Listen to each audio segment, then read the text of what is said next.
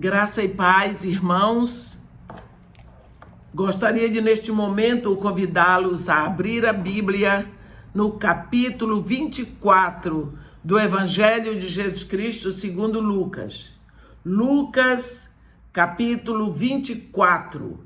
Vamos ler a partir do versículo 49. Lucas 24, 49, onde está escrito assim: Eis que envio sobre vós a promessa de meu Pai. Permanecei, pois, na cidade, até que do alto sejais revestidos de poder. Então os levou para Betânia e, erguendo as mãos, os abençoou. Aconteceu que, enquanto os abençoava, ia se retirando deles, sendo elevado para o céu. Amém. Nós vemos aqui que Jesus Cristo está falando com seus discípulos e sabe que daqui a pouco ele vai ser elevado para os céus.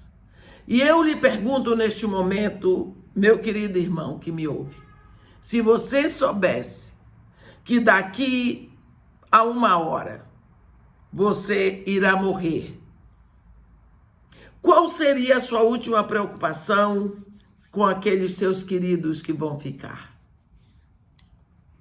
Qual seria o último aconselhamento? Qual seria o último aviso? Em que você iria insistir mais? Aqui nós vemos que a insistência de Jesus é sobre aquilo que mais ele pregou.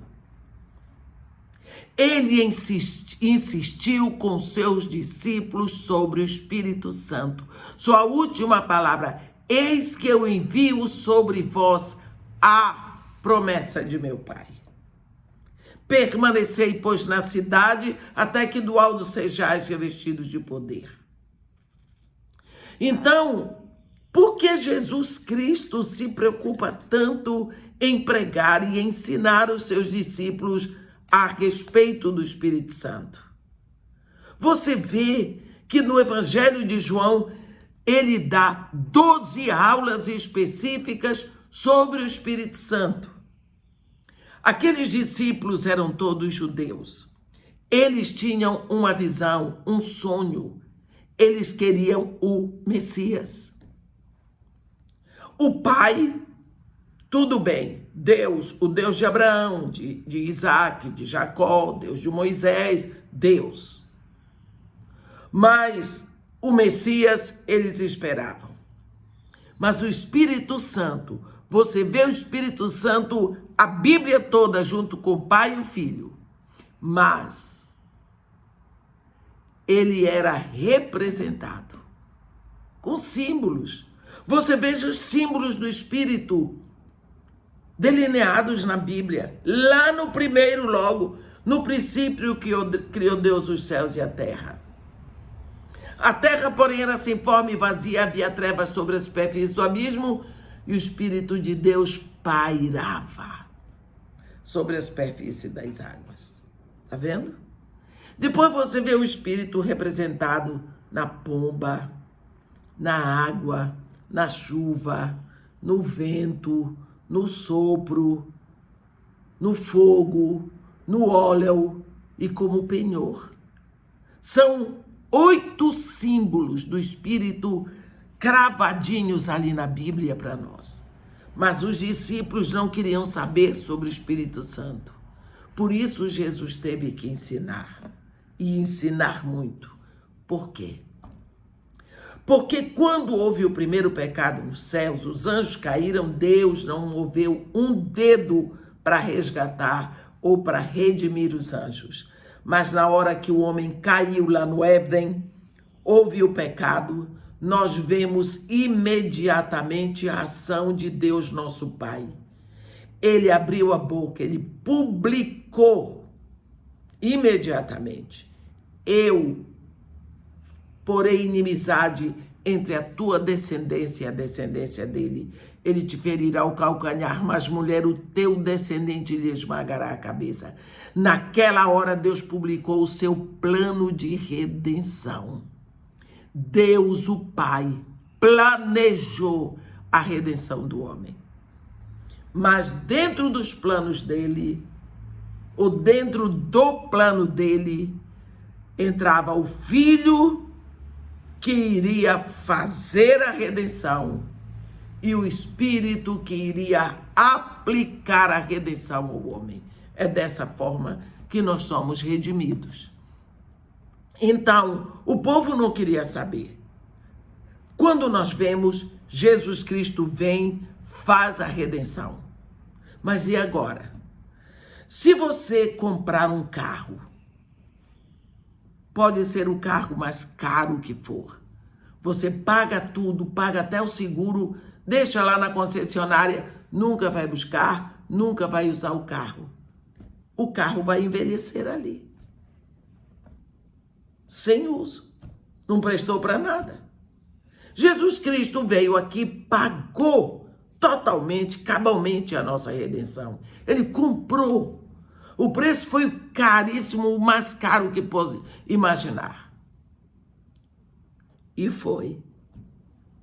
Mas vem o Espírito para tomar essa redenção e aplicar a cada um de nós. Você sabe que o selo é a última etapa de uma transação de compra. Você vai à Caixa Econômica e você vai comprar um imóvel e você paga durante 20 anos. Aquele imóvel todo mês. Depois dos 20 anos, você vai lá e diz, está concluído, você acabou de pagar, está tudo pago. O imóvel é seu? Não. Mas está tudo pago, mas você não pode provar que o imóvel é seu. Eles lhe dão um papel de quitação. Com esse papel você vai ao cartório de imóveis e você vai deixar lá. Quando o tabelião carimbar o documento com o selo do cartório de imóveis, então está tudo pronto. Então o imóvel é seu, porque está selado com o carimbo do cartório de imóveis. O que acontece com a nossa salvação é que está tudo pago lá na cruz. Mas o Espírito Santo vem como selo, como a parte final que corrobora a compra. É o trabalho do Espírito Santo. Ele é o selo. Por isso que a Bíblia diz para nós, lá em Efésios 1, em quem também vós, tendo ouvido a palavra da verdade, o evangelho da vossa salvação, tendo nele também crido, fostes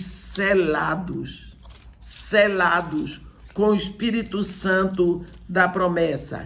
Ele é o penhor da nossa salvação. Ele é o penhor. Versículo 14 do capítulo 1 de Efésios. Ele é o penhor da nossa herança, até ao resgate da sua propriedade em louvor da sua glória. Assim, o Espírito Santo vem como penhor, ele vem como selo. Nós somos selados, nós somos comprados, nós somos donos, e quem nos diz isso, quem comprova isso, é a presença do Espírito Santo em nossas vidas. Por isso que Jesus, sabendo que a sua igreja iria aqui na terra, teria que se voltar para o Espírito Santo, receber do Espírito Santo, estar cheia do Espírito Santo. Ele ensinou muito sobre o Espírito Santo. Os discípulos, Eles tinham a palavra, mas não tinham o Espírito. Você vê que 3 anos e meio na escola de Jesus, aqueles discípulos aprenderam demais, eles tinham toda a palavra. Eles eram o depósito do ensino de Jesus Cristo. Mas quando Jesus Cristo os abençoava, como nós vimos lá em Betânia, aconteceu que enquanto os abençoava, ia se retirando deles, sendo elevado para o céu. Então eles, adorando-o, voltaram para Jerusalém, tomados de grande júbilo, e estavam sempre no templo, louvando a Deus. O que foi que aconteceu com esses discípulos? Desceram, mas a situação agora é diferente. Jesus Cristo é elevado para os céus. A Bíblia diz lá em Atos que os discípulos ficaram olhando. Eles nunca tinham ouvido aquilo, visto aquilo. Nunca. Eles ficaram olhando. Foi preciso que viessem 2 anjos e fizessem o seguinte discurso: varões galileus, por que estás aí a contemplar as nuvens ou as alturas? Este mesmo Jesus que dentre vós foi tirado voltará, assim como o viste subir. Eles acordaram da situação, mas eles descobriram uma coisa: não tinham mais a presença física de Jesus. Desde que eles foram chamados ali por Jesus, eles tinham a presença física de Jesus. Agora desapareceu. Eles sabiam que o assunto era sério. Só que eles não tinham a presença física de Jesus, mas ainda não tinham o Espírito Santo. E agora? E agora, como é que é? Eles desceram e foram ficar num lugar, todos juntos. E eles tinham medo. Medo dos judeus, porque havia uma perseguição contra os seguidores de Jesus, já instalada, desde antes de Jesus ir na cruz. Agora a coisa piorou. Eles tinham a palavra, mas eles não tinham o poder. O poder ainda não tinha vindo.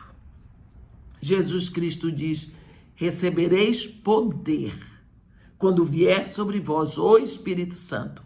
Então sereis meus testemunhas em Jerusalém, em toda a Judeia e Samaria e até os confins da terra. Ora, cadê o poder?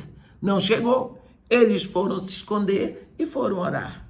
Não é assim que todo discípulo faz? Quando está apertado, quando não sabe o que fazer, quando as coisas estão difíceis, ele vai orar, pois foi isso que eles foram fazer. Oraram o 1º dia, o 2º, o 3º, no 10º dia de oração. Coincidiu com o dia da festa de Pentecostes. É uma festa dos judeus, Pentecostes. E aí, nesse dia, o Espírito Santo vem. E a Bíblia diz que ele desceu sem fazer questão de ser ignorado. A situação daqueles discípulos era como a situação daquelas virgens, quando Jesus Cristo fala, lá em Mateus 25, a parábola das 10 virgens, todas 10 eram virgens, todas 10 eram noivas, todas 10 esperavam um noivo, mas só 5 tinham o azeite suficiente, o azeite duradouro. Você vê que todas 10 tinham a lâmpada. Todas 10 virgens tinham a lâmpada.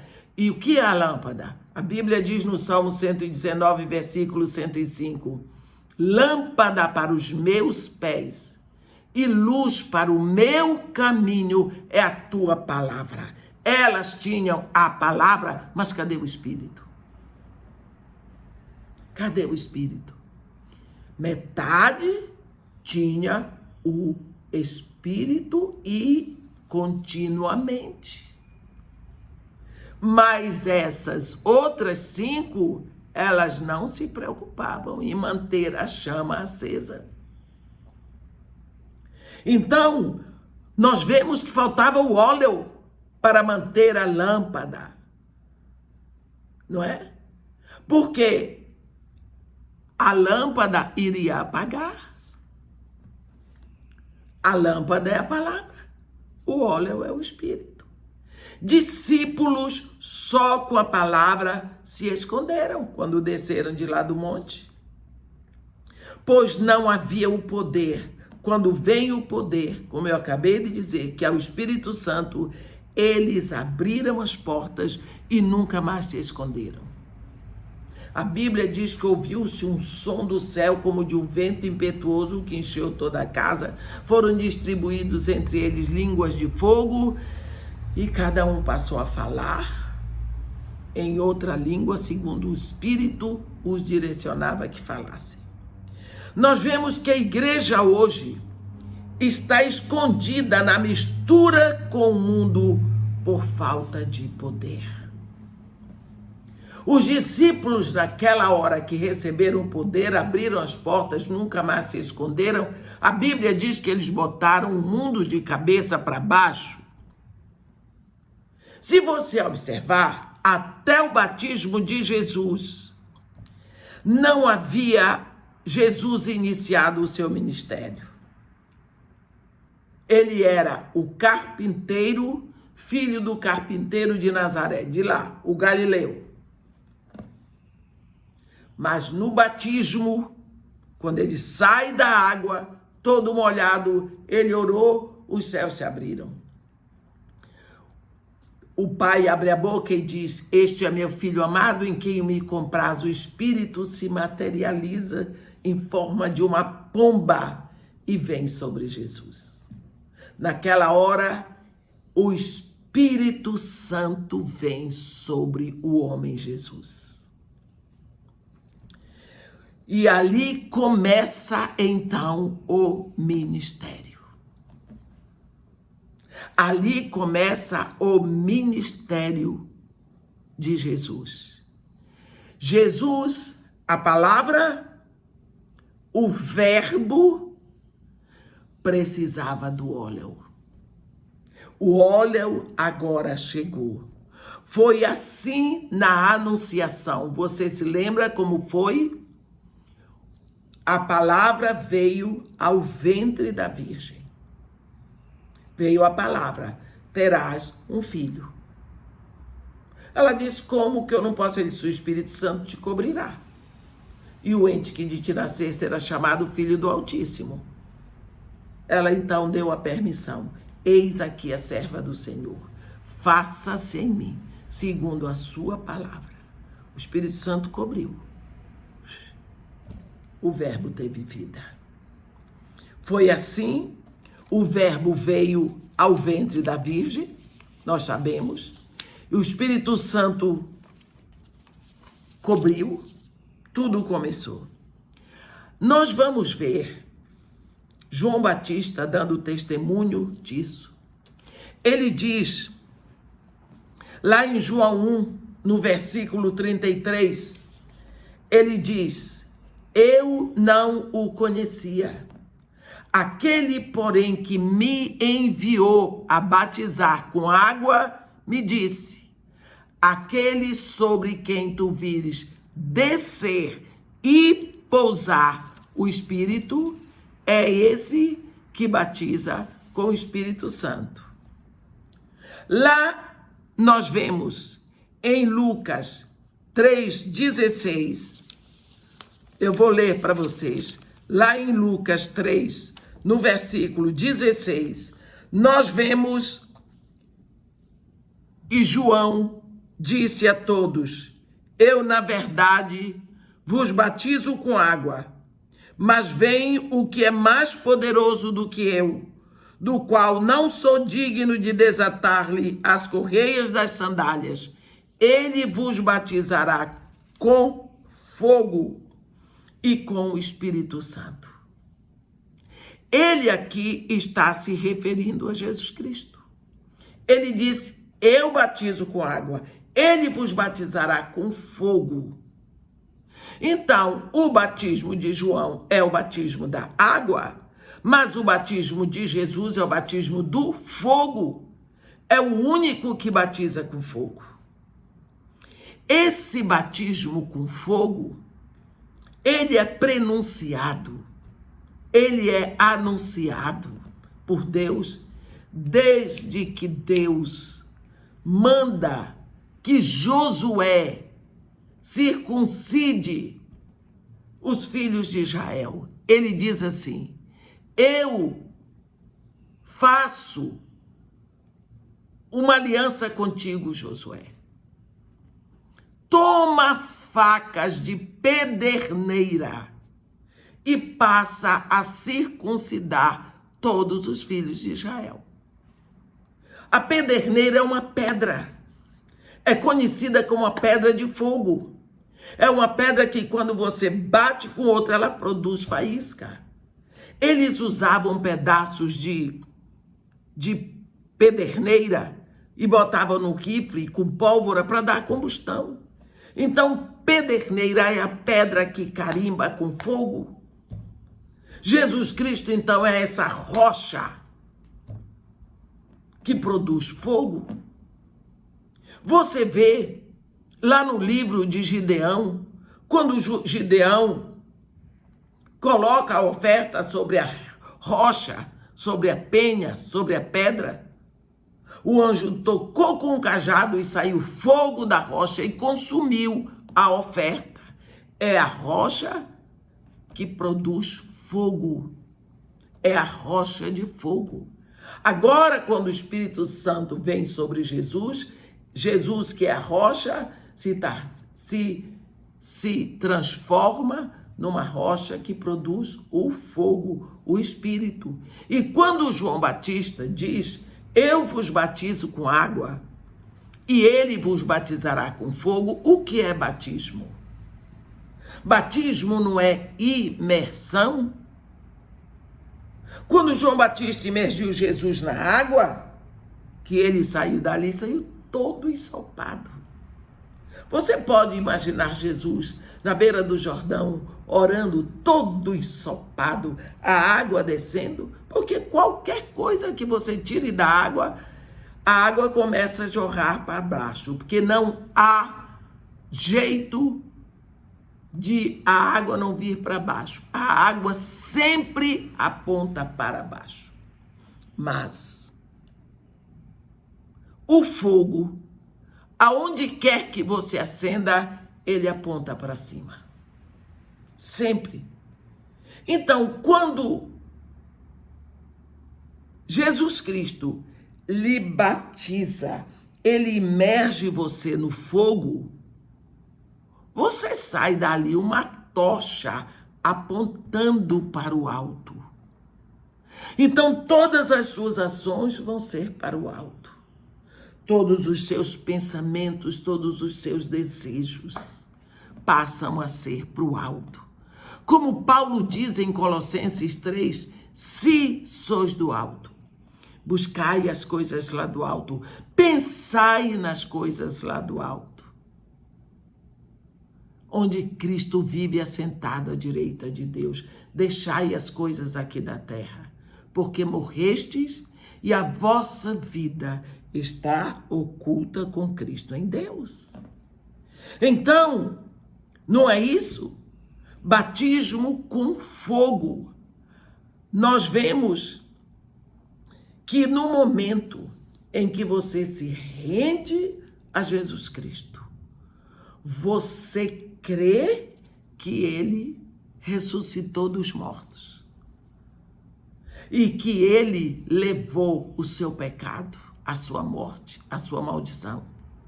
Nessa hora que você diz para ele que você crê e você quer que ele seja o seu único Senhor, suficiente Salvador, você não precisa de ninguém mais.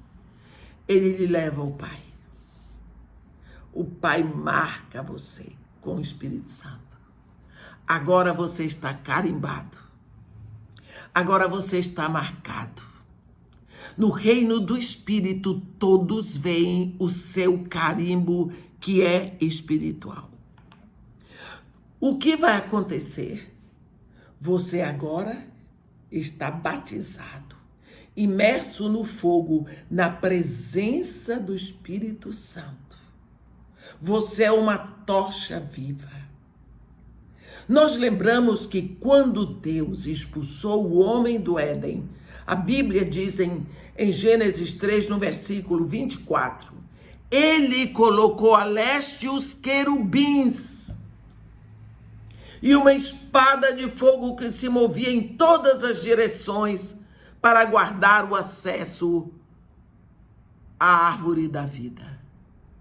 Mas a espada de fogo está ali impedindo o acesso. Ninguém pode atravessar por ela e se alimentar da árvore da vida. Mas agora que você já tem o batismo do fogo, que Jesus já fez de você uma tocha, fogo não queima fogo.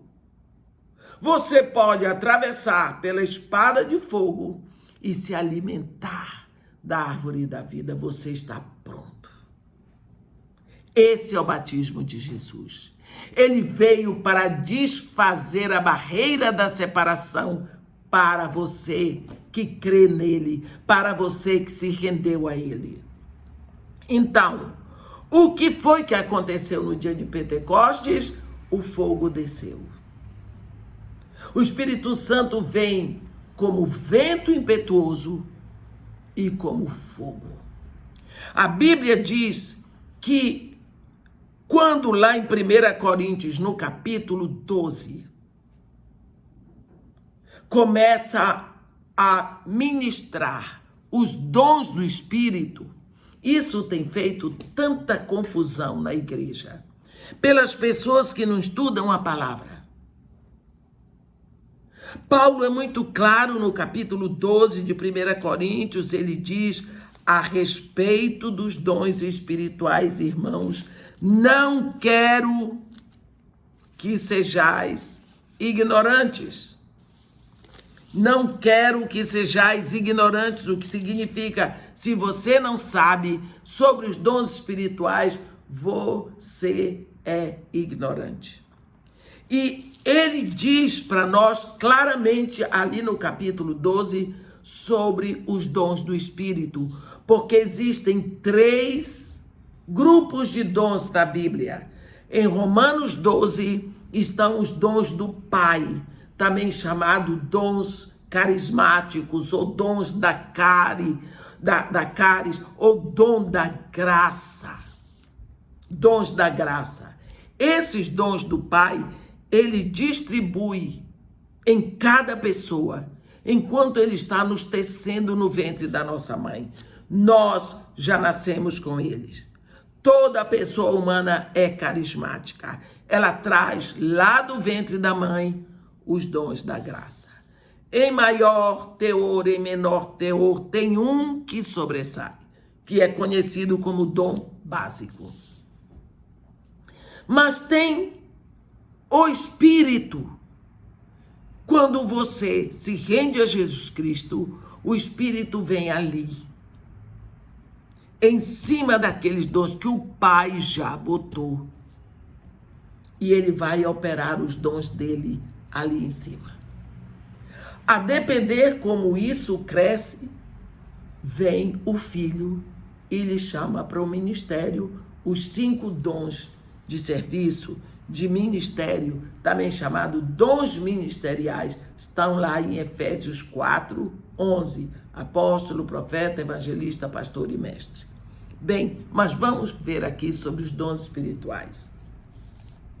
É muito claro aqui que ele diz, os dons são diversos, mas o Espírito é o mesmo. Dons são do Espírito, versículo 4 de 1 Coríntios 12. Serviços ou ministérios estão ligados ao Senhor. Também há diversidade nos serviços, mas o Senhor é o mesmo. Estão ligados a Jesus. Diversidade de realizações, a graça, mas o mesmo Deus é que opera tudo em todos. A Bíblia está dizendo aqui que a manifestação, a apresentação, a visibilidade do Espírito é concedida a cada um, visando a um fim proveitoso. É para o proveito do corpo da igreja. Não é para exaltação particular de cada um. Como nós temos visto que nós estamos batizados no Espírito Santo, sim. Mas no momento em que nos dedicamos, nós recebemos, sim, do Espírito a injeção maior do Senhor Jesus, para nós ficarmos aptos para o ministério.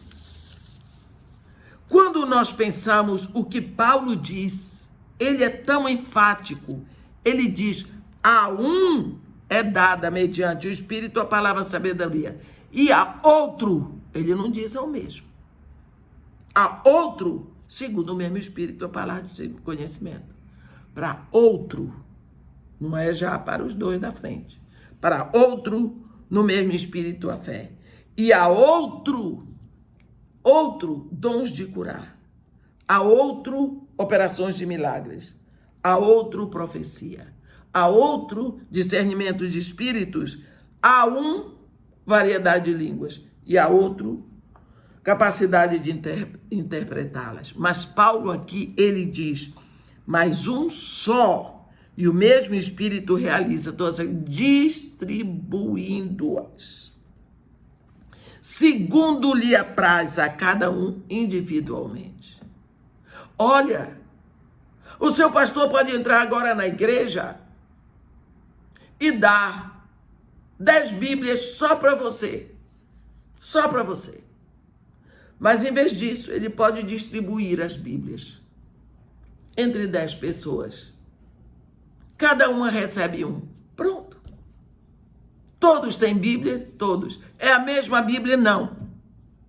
São Bíblias diferentes, cada um tem a sua. O pastor distribuiu. Algum ficou sem Bíblia? Não. Ele distribuiu. De acordo com o que veio no coração dele. Nós precisamos ver a ênfase de Paulo, que os dons são distribuídos pelo Espírito, enquanto as graças, todo homem nasce com uma ou duas ou três delas, não sei, são 7. Profecia, serviço, ensino, exortação, dar ou contribuir, presidir e misericórdia. Os dons são distribuídos, segundo apraz ao Espírito. Ora, no versículo 28 de 1 Coríntios, está escrito assim, a uns estabeleceu Deus na igreja, primeiramente apóstolos, em segundo lugar profetas, e em terceiro lugar mestres, depois operadores de milagres, depois dons de curar, socorros, governos, variedade de línguas, viu?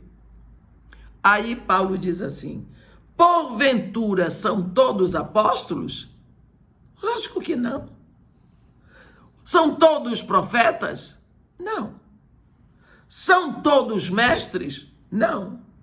São todos operadores de milagres? Não. Têm todos dons de curar? Não. Falam em todos em outras línguas? Não. Interpretam-no todos? Não. Então, por quê? Você acha que a única evidência do batismo do Espírito Santo é falar em línguas? Quem lhe disse isso? É o dom que normalmente aparece de primeiro. Mas não significa que se você nunca orou em línguas, que o Espírito Santo não está na sua vida. Sabe a maior evidência que Jesus disse do Espírito Santo na sua vida é o poder. Recebereis poder quando vier sobre vós o Espírito Santo. Então, sereis meus testemunhos em Jerusalém, em toda a Judeia e Samaria até os confins da terra. É o poder para testemunhar. E o primeiro testemunho que você dá é a sua qualidade de vida. Porque tem pessoas cuja única Bíblia que vão ler é a sua vida. Você testemunha também falando. E para isso, você tem que ter a desenvoltura para falar. Se eu chego para você falando cantonês, a língua lá da China, ou mandarim, você não vai entender nada. Adiantou? Nada. Então, Paulo está dizendo que a evidência do batismo do Espírito Santo na nossa vida é que ele nos transforma numa tocha de fogo apontando para o alto.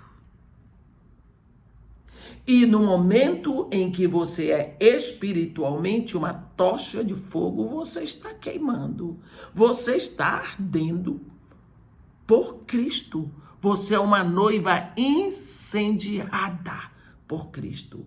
Essa é a grande evidência do Espírito Santo, do batismo no Espírito Santo, porque você é imersa no fogo e quem lhe imergiu no fogo, quem lhe batizou foi Jesus. Então, quantas vezes nós achamos, será que o Espírito Santo está na minha vida? Eu vou dizer uma coisa para você. Quando você era lá do mundão, você pecava, você passava os outros para trás no anais, e você dizia, e consegui enganar fulano. E me dei bem, levei a melhor, eu sou joia. Como diz o carioca, eu sou esperto. Um homem era adúltero, casado, adulterava, passava a mulher dele como ele pensava para trás e tudo mais. Chegava em casa, a mulher não sabia de nada. Ô, meu querido, como vai? Ele dizia, eu sou bom, eu sou bom. Eu consigo ter essa vida dupla assim, pegar a mulher lá fora, minha mulher em casa, tá tudo bem. Eu cuido bem da minha mulher, tá tudo bem. Um dia esse mesmo homem ouve a palavra da verdade, o evangelho da salvação. Crê no evangelho. Ele se rende a Jesus Cristo, o Espírito Santo vem na vida dele. O Espírito Santo vem para cristianizar o dom que você já trouxe do berço. Agora esse Espírito está na vida dele. A próxima vez que ele for procurar mulheres na rua para atrair, ele ainda vai. Mas ele não vai ter o mesmo prazer. Ele vai sair dali se sentindo um lixo. Ele ainda pecou? Pecou. Mas ele agora tem consciência de pecado. Aquele prazer que ele tinha antes, viu que eu sou legal, eu sou joia, eu sou machão. Agora ele diz, eu tô sujo. Isso tudo tá errado. Ele não tem paz. Sabe por quê? Porque lá dentro dele tem uma voz que o convence. Você agora é filho de Deus. Isso desagrada. Isso me entristece. A Bíblia diz, não entristeçais o Espírito Santo, no qual fostes selados, marcados, carimbados para o dia da redenção. Viu? E de entristecimento em entristecimento, uma hora você não vai mais. Por quê? O Espírito Santo vai convencendo. Ele vai tirando você de lá. Sabe uma casa, um prédio, quando você vai implodir, bota tudo quanto é explosivo ali dentro, no dia da implosão, pisou, pá! Implodiu o prédio todo, caiu todo. mas existem umas pilastras que ficam em pé. Elas são resistentes. Então, o que é que você faz agora? Vai nessas pilastras com algumas bananas de dinamite e prende em cada uma dessas pilastras. E elas vão sendo implodidas separadamente, uma pela outra. Assim é na nossa vida. Na nossa conversão, vem o Espírito Santo. E a nossa vida muda. Muda sim. Muda no momento da conversão. Muda. Você se torna filho de Deus. Você foi tirado do império das trevas para o reino do Filho do amor de Deus. Mas agora você foi tirado do mundo, o mundo precisa ser tirado de dentro de você. Aí houve a primeira implosão. Pá! Caiu o mundo. Mas agora existem áreas de resistência. Existem pecados que se mostram resistentes, desejos, pensamentos, até ações. Você lembra de Pedro? Uma conversão daquela, um chamado tremendo. No poder do Espírito Santo, aquele homem fez o maior discurso da igreja primitiva. Você viu que maravilha. Mas, quando você vê lá, no capítulo 10, 9 de Atos, Pedro, com área de resistência. Ele tinha preconceito, não queria ir à casa de Cornélio, não teria ido. O Espírito Santo vem e deu aquela visão, implodiu uma pilastra, uma zona de resistência que ainda havia na vida de Pedro. Assim somos nós. O Espírito Santo está na sua vida. Jesus lhe toma e ele batiza você no fogo. Você é uma tocha, queimando de amor por Cristo neste mundo. Existem zonas de resistência na sua vida? Seguramente. Você ainda é pecador. Mas este fogo, o Espírito pelo fogo, ele vai queimando, ele vai trabalhando. Esse processo se chama santificação. Ser salvo só dá trabalho para Jesus lá na cruz. Você pegou tudo pronto. Você não fez um esforço para ser salvo, só se rendeu. Deitou no leito pronto, preparado, entrou na bênção. Você agora é filho de Deus. O que é que você fez? Jesus fez. Você é herdeiro do reino. O que você fez? Jesus fez. É tudo seu, pelo mérito de Jesus. Mas a santificação é um processo.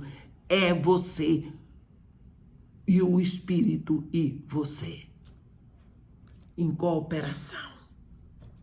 É você se rendendo a cada dia. É você bebendo desta água cristalina da palavra de Deus. E o Espírito vai caminhando você como paracletos ou paráclito, levando você, conduzindo você. Você vai no esforço, porque você é inteligente, se rendendo cada vez mais, e você vai sendo uma pessoa cada vez mais cheia do Espírito Santo. Quantas vezes a igreja hoje está indiferente ao trabalho do Espírito Santo? Por isso, nós estamos nesta síndrome de Laodiceia. Uma igreja balufa, uma noiva indiferente, a noiva que não sente nem falta do noivo, a noiva que não ouve a voz do noivo. Por quê? Porque nós desprezamos a presença do Espírito Santo. Meu irmão, minha irmã, para que nós tenhamos o Espírito Santo, Deus precisou rasgar o seu próprio filho lá na cruz. E nós simplesmente abandonamos esta situação. O meu pedido hoje para você é: desperte esta vida espiritual. Acorde deste sono. Busque o óleo em cima da palavra. Porque Deus quer acordar a sua igreja. O Espírito já veio. Nada de pedir, Senhor, envia o teu Espírito. O Espírito já está aqui no dia de Pentecostes, desde o dia de Pentecostes. E ele não está passeando na igreja, não. Ele está dentro de cada um de nós. O Espírito não veio nos visitar, ele veio para ficar. Ele visitava no Antigo Testamento. Você vê Jeremias orando no capítulo 14, ele diz: ó esperança de Israel e redentor seu no tempo da angústia, por que serias entre nós como estrangeiro na terra, como viandante que se desvia para passar a noite, ou como viandante que vem fazer uma visita no Antigo Testamento. Mas desde que Jesus Cristo foi glorificado no céu, o Espírito desceu. E desceu para ficar. E só voltará quando ele levar a noiva e chegará lá dizendo: o Espírito e a noiva dizem: vem. Ele levará a noiva. Ele está preparando aqui a noiva. Ele está santificando a noiva. Creia. Não existe outro batismo de Jesus que não seja do Espírito Santo, o batismo do fogo. Quando ele imerge você no fogo, na presença do Espírito, você sai de lá uma tocha.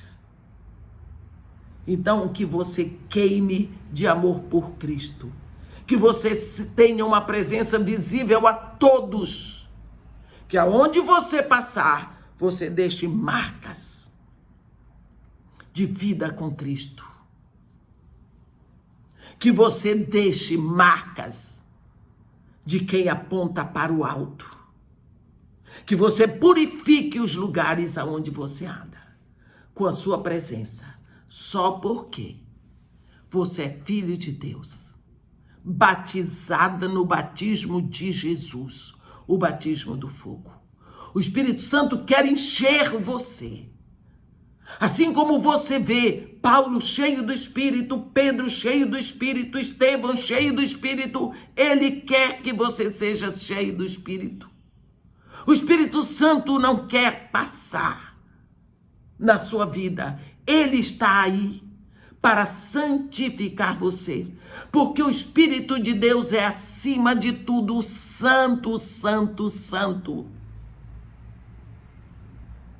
Deus nos fez seus filhos e enviou o Espírito para nos ensinar a dizer Pai.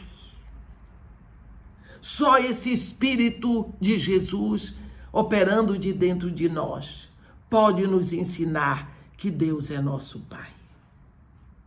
E Jesus Cristo diz, quando orardes, dizei Pai. Ora, ele está dizendo, quando você orar, saiba que você não é um estranho, você é filho. Então você tem que chamar a Deus de Pai. Ninguém conhece mais o Pai do que o Filho e o Espírito. E se o Filho nos diz para chamarmos a Deus de Pai, é porque Deus quer ser chamado de Pai. Então, pegue fogo. Tenha consciência de que você está imerso no fogo. Queime de amor por Jesus Cristo. Deixe o Espírito fluir de dentro de você a todas as horas do dia e da noite. E seja você um cântico de louvor na terra, à presença de Deus, o Pai. Pelo Espírito que está operando de dentro de você. Seja você um filho de Deus cheio do Espírito Santo. O objetivo do Espírito é encher você. E esse é o propósito de Deus quando envia o Espírito para você. E esse é o desejo do Filho, que o Pai seja glorificado. Por causa da obra que ele fez lá na cruz, é possível a descida do Espírito Santo para ficar na praça? Não, para habitar dentro de você, para santificá-lo. Amém. Que Deus nos abençoe e nos guarde, que faça resplandecer o seu rosto sobre nós e tenha misericórdia de todos nós. Amém.